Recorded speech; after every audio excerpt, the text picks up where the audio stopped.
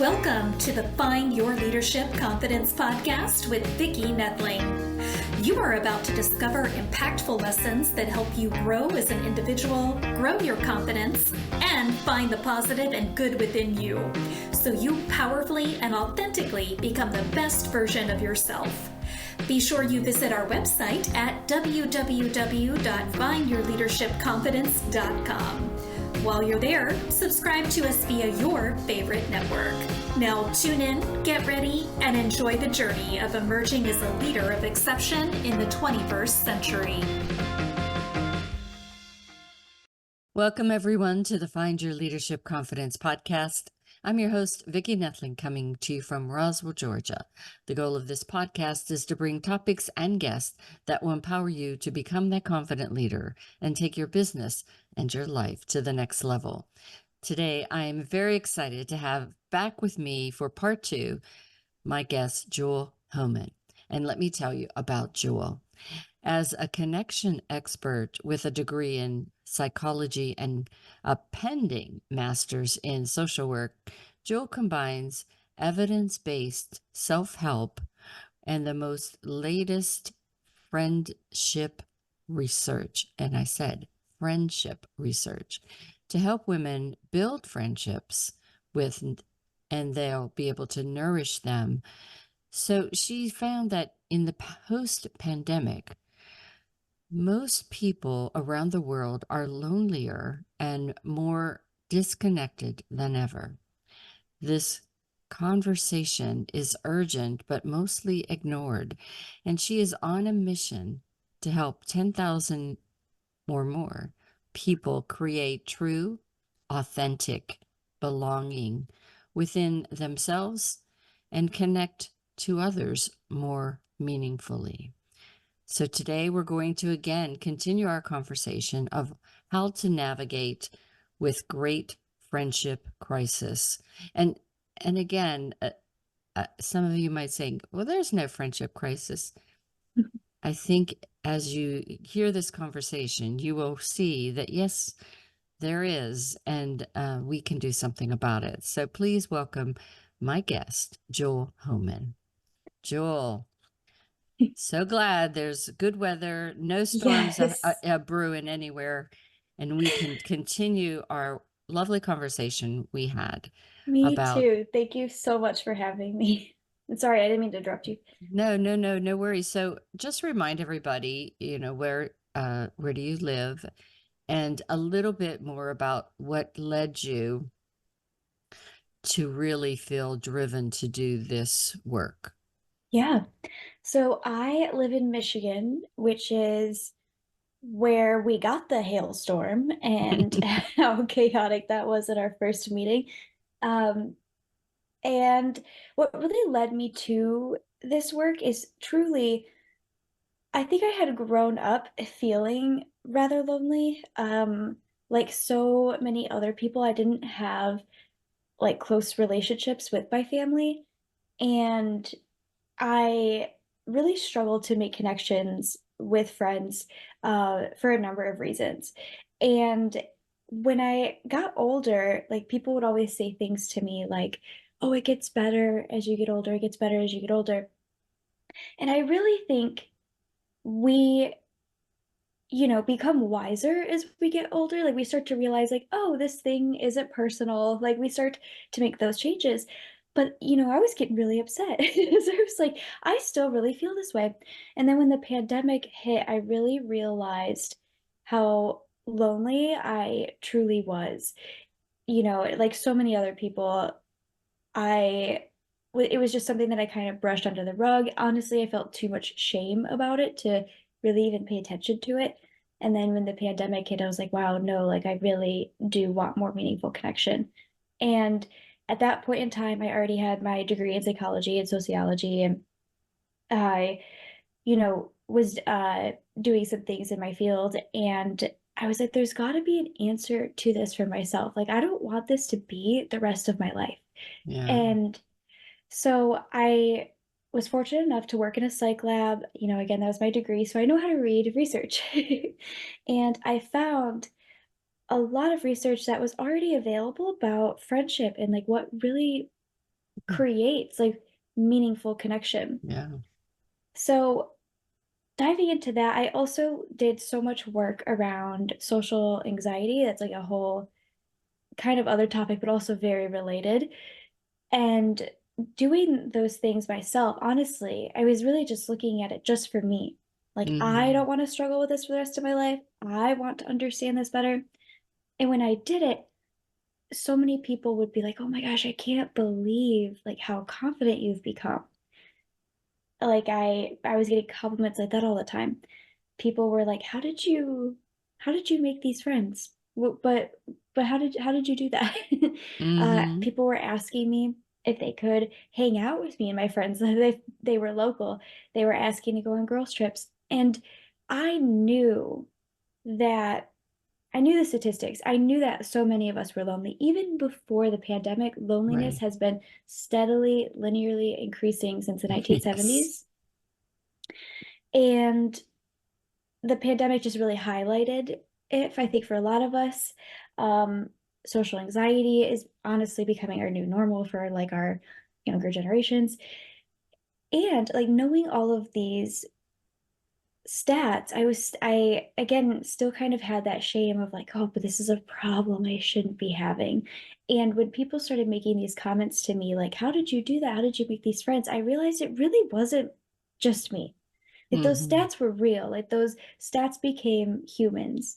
Mm-hmm. And that's when I was like, okay, I really, because also creating those friendships really fulfilled me and my Mm-hmm. life, creating this ability to connect with other people, whether I was just socializing or creating those meaningful bonds, it really changed the way I even just walk through the world. So I was like, I want as many people as I possibly can to understand this, know this, have this. Awesome. So you just talked about how you started to build your friend group or tribe, if you will, of connections. So how did you explain to your friends or your soon to become friends how they can do it so that they can reach their full potential? Because as you mentioned, having a lifelong friend, I think the last time I talked about the fact that I had a friend from high school and she, we still keep in contact and we still have that instant connection when we get together as if no day has gone by, even though maybe a year's gone by where we haven't seen each other in person. So what was some of the advice or I don't know, tips, techniques that you have given to the folks to get to that point? Yeah. So, um, with doing this, because I've been doing this too for the past 4 years. Mm-hmm. And so coaching clients, and one thing that because there's something I could have said, maybe then in that brand new advice. However, now knowing what I know so much after coaching so many people for so long, what I will say is that for a lot of us, when we recognize that we are lonely, we are like, okay, I need to go out and meet new people, Mm-hmm. right? Almost like there is something wrong with the people that are currently in my life, right? They're not fulfilling me. So I need to go out and find new people. And I want to offer that that's not like always the most helpful. So what creates bonds between people is not just like that feeling of, oh, I really click with her. Friendship doesn't just happen to us or it doesn't. And if we go out and try to meet new people, we're really starting at zero. So what I like to tell people is that we already know people in our network that could be our ideal friends. Right, That could right. be great, beautiful friends, or we could have beautiful friendships. We already know those people. And if we can look for that and look Yeah, for those people, what we're going to do as well is we're probably going to feel a bit more connected in our bodies, yeah, right? And that is so, so feeling that connectedness in our bodies.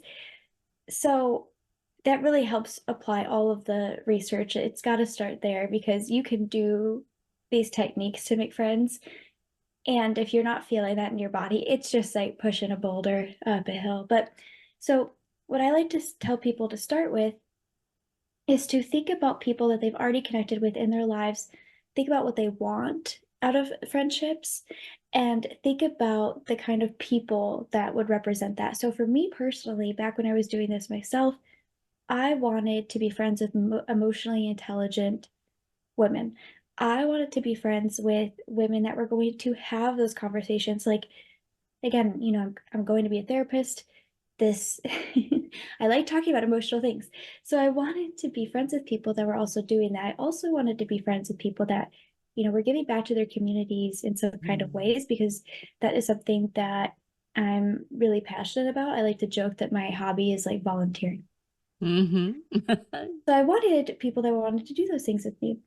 And when I looked back and I thought about people in my circle, I ended up picking, if you will, like 4 women that I was like, wow, like y'all have really been here the entire time, huh? And they were, some of them I hadn't connected with in like 2 years. Some of them I just like had hardly ever connected with, but I started reaching out with them and sort of applying what I know about friendship research to like those people. And I did it with 4 people because that way I wouldn't be attached. Like it wouldn't absolutely have to work with somebody or else something was wrong. And now 2 of those women are what I call like my priority friends. And one of those women I still have a deeper bond with. So that would be a huge thing to start with. So really those 2 tips there, like start with people you already know and feel that connection in your bodies. And I'm sure we'll talk about all the research stuff, but that's a beautiful place to start. And I think one of the things that maybe as you're kind of reconnecting with people, what I find is the person that I met when I was 17, 18 did not stay that same person. And so some of the things that you think either you don't have in common with them, you don't, what would I talk about? That's where I find if I listen more, if I ask questions, not like I'm probing into their lives but really just start to ask questions about, well, what has your life been like these last 10 years? Or so it's more you finding out about them. So it's, and not you just going and saying, oh, my life's wonderful, like a Facebook ad or something. Yeah. And so now that person sees more value and benefit in sharing with you. And when you open up and be vulnerable to, and when you notice, when you have those conversations and you notice, oh gosh, yes, Jewel and I really do have the same thing in common. We do have a lot of things. Like for me, in our first conversation, we didn't talk about the volunteering, but I felt like I was volunteering whenever I was younger, so much so that that's how I got to run the Olympic torch. So, you have to just be willing to open up yourself to people. And I think that's what creates that bond that lasts, right? So talk about, again, let's talk about the science behind all this.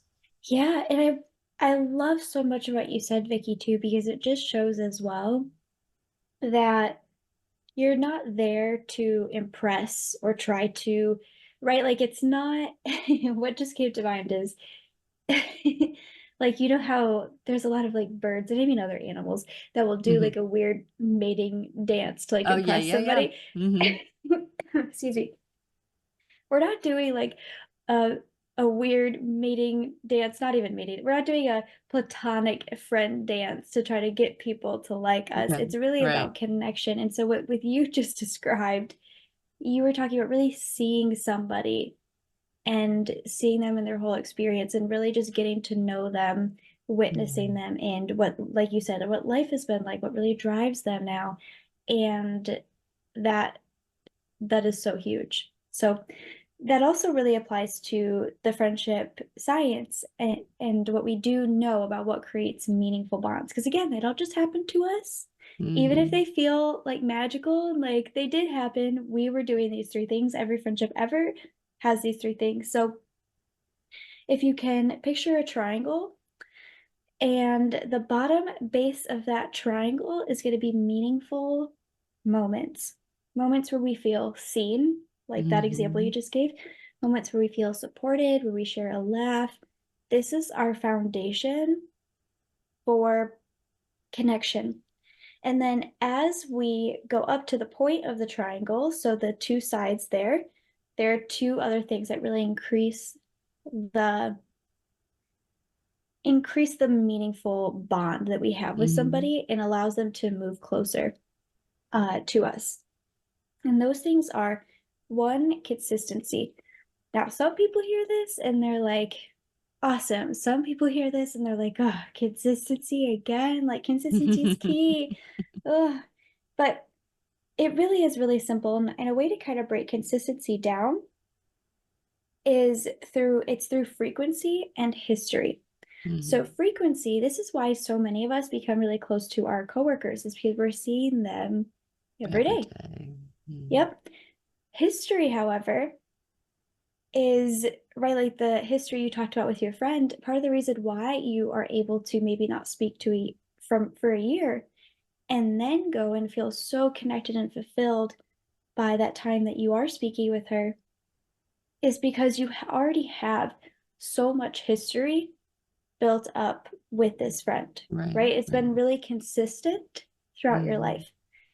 Because to be honest, I get that all the time where some people will be like, I just need another friend or more friends like my best friend where we only talk XYZ. And I'm like, that's beautiful, but you that is created through history with people. Mhm. That's not Not something that we something you can can get by a stranger in the street. exactly.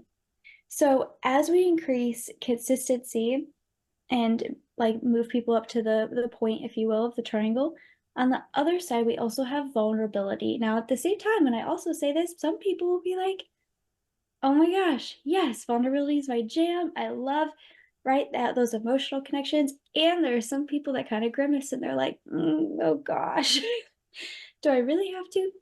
And where you are on that scale, what vulnerability really is at the end of the day is it's seeing a bit more of somebody and them seeing a bit more of you. Right. So if you have a coworker come to your apartment, your house, that's vulnerable because they are Mhm. seeing more of you. They're seeing the way you decorate. They're seeing the way, right, you handle your shoes when you get in the Mhm. house. They are seeing the way you live outside of work, seeing you outside of that Mhm. environment. That's vulnerable. So it's just about seeing more of somebody and them seeing more of you.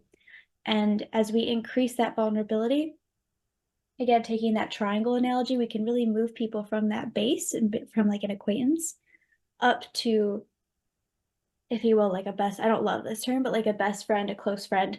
But we also do this as well with dating. This connection formula here, it was created by a friendship researcher named Shasta Nelson, but it applies with every other relationship that we have as well. We do this when we date, it's just normally a little bit faster because we have societal um expectations of we see each Right. other like every week or something when we're dating. So Mhm.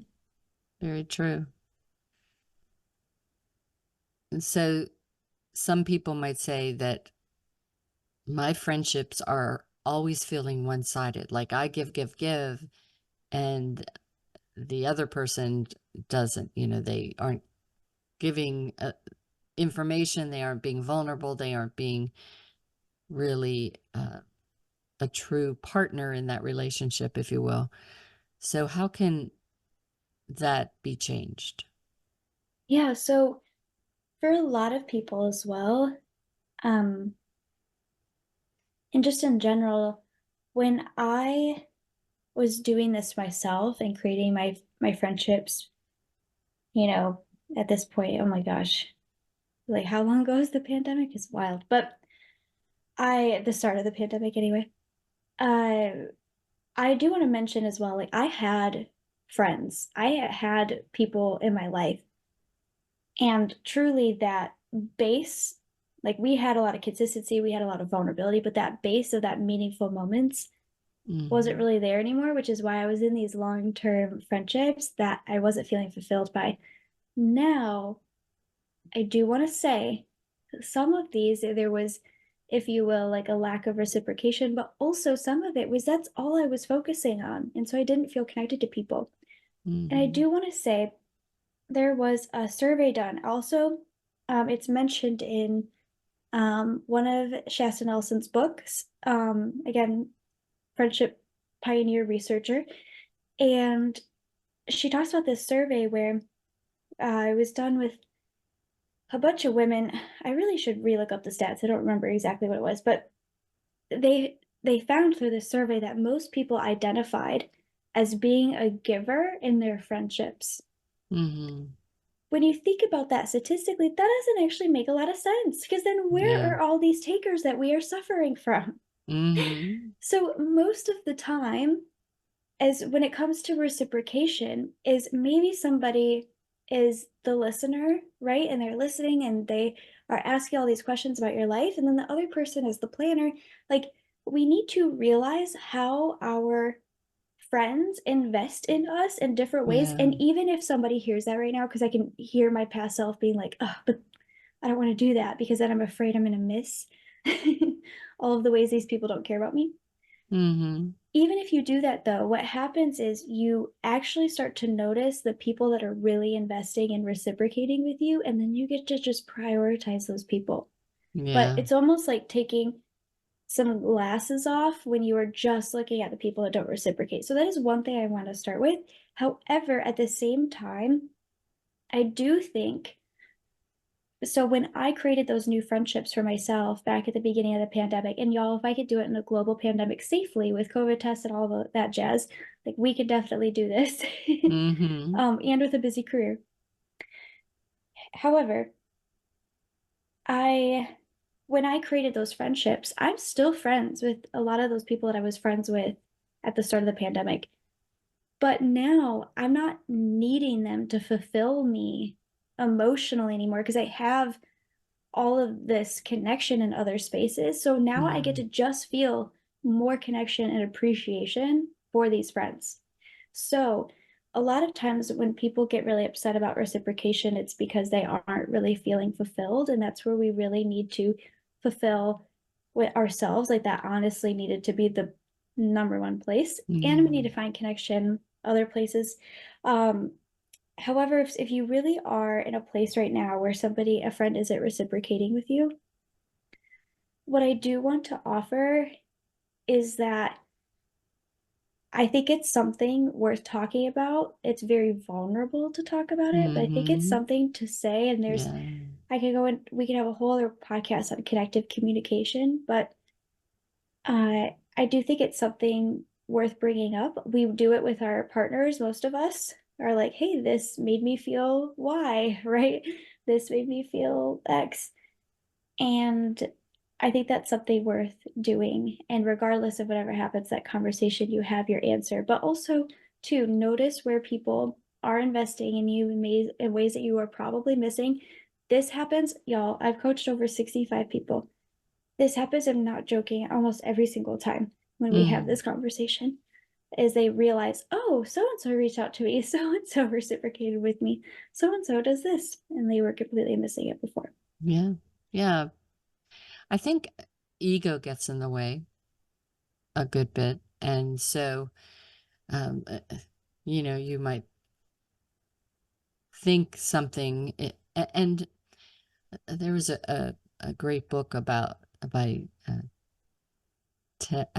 Tex Taxi Cab Terry or something like that. I'll have to put it in the show notes.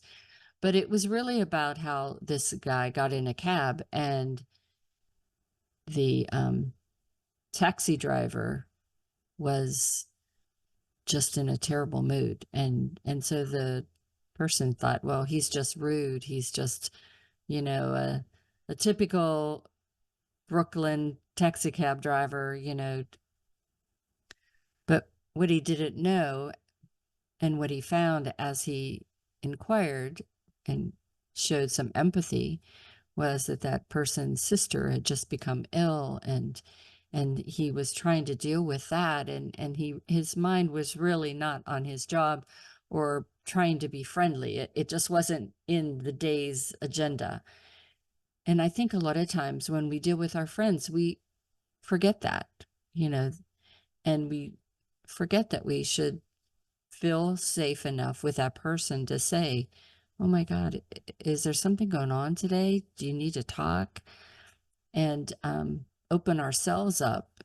Not to say that we're going to be their psychiatrist or therapist to be able to solve things, but just sometimes letting that person tell you how they're feeling is a great way to build a stronger relationship. Yeah, I love that example. I'm so glad you shared it. It it's so true, like bringing it back to that empathy.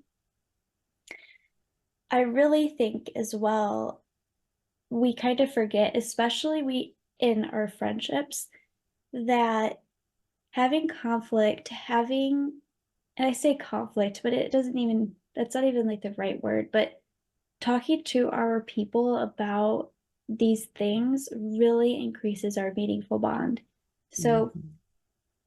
an example that happened last summer was one of my priority friends reached out to me and was like, "Hey, am feeling this way about this. And, I love you. And I'm also really scared to say this, but this is how I'm feeling about it." And truly, and not just because of the work that I do and the knowledge that I have, probably also because of the security I have built in myself. I didn't take it personally. However, I was so glad that she said that to me. I was so glad. I was like, thank you so much for telling me how you feel. Like, that was a misunderstanding. Like, that's not what I meant by, X. Mhm. And, I got to say, like, again, like, I love you too. I wouldn't, never try to make you feel that way. And it was a conversation she was so afraid to have, but it made us so much closer because a part of like vulnerability and meaningful moments, like part of, if you will, it's like as we get close to that point on that triangle, is like having this deep trust. And there is nothing, in my opinion, more trusting than, oh, I can come to you with an issue that I'm Mhm. having, and you're going to treat Right. me with empathy and respect, and we're going to work through it. Yeah. And I find that whenever I work with the youth, some of the the communication training that I do is on building those interpersonal skills, because unfortunately, a lot of times their parents have issues with that. They weren't ever really done any kind of development on interpersonal skills. And so the kids just have no basis of how to do that. Mhm. So they often jump to conclusions, think you're disrespecting them, or being all in their business, if you will. And so it's hard then that wall starts to go up, and it's hard to really build that friendship that you're trying to do. So I think that's something that we all need to kind of be introspective about. Yeah, no, absolutely. Are you familiar with attachment theory? Hmm. Yeah, So share so that with the audience. yeah, so uh attachment theory is, and this is something, that a lot of like counselors use, and that there's even like certifications that people have. And I just want to say too, I'm trauma informed, but I do not work with people on trauma. But I do offer this information just because information is power, but Hmm. knowledge is power. But attachment theory is really just how we relate to other people, how we Hmm. attach, how Right. we have relationships with other people, our styles of doing that. So there are four styles. There's secure, where people can trust, open up, and feel secure, within themselves. There's anxious, and these are typically like our people pleasers, people that are really feeling graspy for approval, just being anxiously attached, typically just, really try to grasp and make sure that connection's there, fear of abandonment.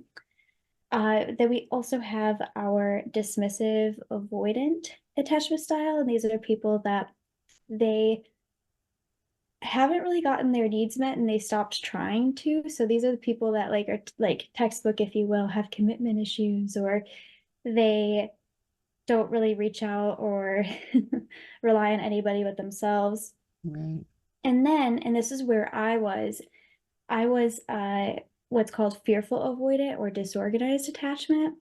And that is a little bit of avoidant, like the dismissive, and anxious. They call it the hot and cold attachment. So you go through periods where you're really trying to grasp because you really want meaningful connection. It's really important. But then when you're having it, you don't trust it. You're like, Yes. what is happening here? Mm-hmm. And that doesn't just, a lot of times when we talk about attachment theory, that is something we talk about in our romantic relationships, even like our relationships with our parents or, our children. But this also shows up in our friendships. And, creating that security, practicing that security, creating so much compassion for whatever your attachment is. Again, that could be a whole nother episode, but that will help you with all of your relationships, including your friendships. Awesome. Well, it is time now for me to share my slide. So if you've enjoyed all this conversation, are curious and want to know more and want to connect with Jewel, I'm going to share her contact information for you. If you're just listening, I will read that to you. So the website is connectionwithjewel.com. Again, connectionwithjewel.com. Instagram is Connection with Jewel. So she made it very easy for you to connect with Jewel. And we're going to now turn it over to Jewel to just talk about her call to action, what you'll find on her website, what she posts on Instagram, and any other ways that she can connect with you. Yeah, thank you so much for doing this, Vicki, and for sharing. So I like having like the CTA here, which is so good that you deserve to feel lit up at dinner parties instead of overthinking what you said. You deserve friendships that don't feel one-sided or like a chore to maintain. You deserve to feel supported and close with people that inspire you. And now I have a number of ways that can assist you in that. So I do still do one-on-one. That is typically the best. A lot of times people will be like, why one-on-one? Why don't I have a group? Because I want you out in your lives applying this, not just befriending other amazing clients in the group. And so I do have my one-on-one still available. I also, just very recently, it's at the time of this, I think we just shared like the second week of episodes, but I just launched a podcast. It's called the Socially Delightful Podcast. Awesome. And I also, my lovely assistant put up one of our best resources for everybody to grab as well on the website. So we did 2 trainings for the largest women's conference in my state, and they were so good that we decided to make them free and accessible to everybody. So if you want those trainings, they are how to belong at any event and how to turn people you meet into friends. And you can find that on connectionwithjewel.com. Perfect. So you all need to go to connectionwithjewel.com, grab those free trainings. And again, if you really do think that you need her help, please take advantage of the scheduling so that you can have some time to just have an initial conversation and see if maybe there's a good fit there. Well, Jewel, we got through it. Thank goodness. No storms. And definitely have a couple new conversations to have. The attachment, I think, would be a great one. So we'll be seeing more of Jewel in the future, but for now, thank you for a wonderful interview today, our conversation, And I hope you have a great rest of your day. Yeah, thank you so much, Vicki, for having me and for having me talk about my favorite thing in the world. Thank you also for having me on again after the chaos of last time. And also thank you for your presence and your questions and you just really modeling like what you are about. So thank you for that. Thank you. And as always, I remind everyone that life is a journey and it's up to you to enjoy the ride. This is Vicki Noethling signing off. Thank you for tuning into the Find Your Leadership Confidence podcast with Vicki Noethling, where we share impactful lessons that help you grow as an individual, grow your confidence, and find the positive and good within you so you powerfully and authentically become the best version of yourself. Remember to visit our website at www.findyourleadershipconfidence.com and enjoy even more great episodes like this one. Again, while you're here, subscribe to us via your favorite network. We look forward to seeing you next time on the Find Your Leadership Confidence podcast.